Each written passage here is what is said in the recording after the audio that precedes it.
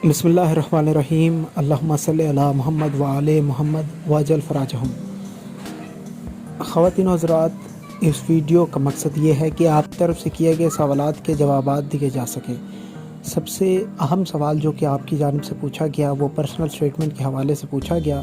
Personal statement के ऊपर एक अदद वीडियो भी इस चैनल पर मौजूद है और उससे आप काफ़ी इस्तिफ़ादा हासिल कर सकते हैं।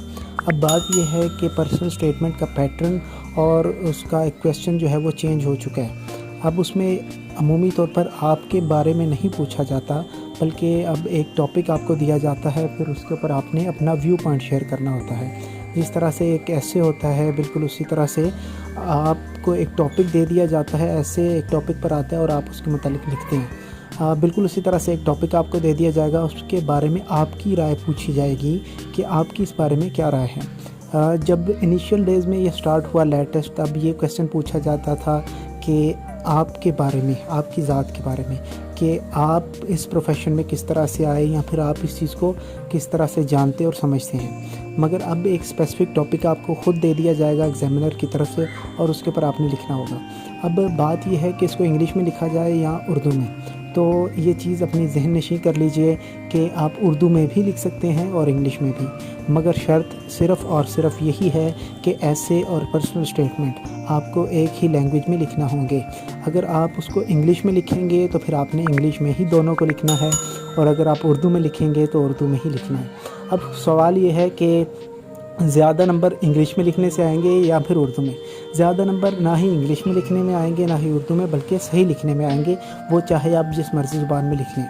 अगर आप इंग्लिश में लिख रहे हैं तो आपको पता है आपका कंफर्ट जोन क्या है, आप इंग्लिश में बेहतर लिख सकते हैं या फिर उर्दू में, तो लिखें और उस ज़ुबान में लिखें जिसमें आप सही से लिख सकते हैं। तो ये नंबर हासिल करने का एक आसान सा तरीका है।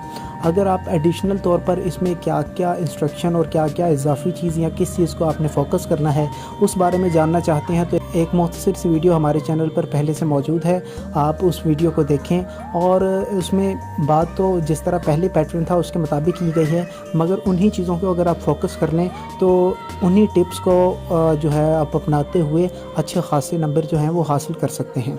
तो मुख्तसर तौर पर आपको इस वक्त यही बताना था कि पर्सनल स्टेटमेंट में आप अगर सही से लिखेंगे और ऐसे और पर्सनल स्टेटमेंट को अगर एक ही लैंग्वेज में लिखेंगे तो फिर आपके नंबर बेहतर आएंगे, अदरवाइज़ जो है बहुत मुश्किल हो जाएगा। अगर आप ये करेंगे कि एक ऐसे जो है वो इंग्लिश में लिखने और पर्सनल स्टेटमेंट उर्दू में, तो फिर आपके नंबर डिडक्ट होंगे और मुमकिन ये है कि आपको 0 मार्क्स मिले, क्योंकि एग्ज़ामिनर की तरफ से ये शर्त आयद की गई है कि दोनों को एक ही ज़ुबान में लिखा जाएगा। बहुत शुक्रिया।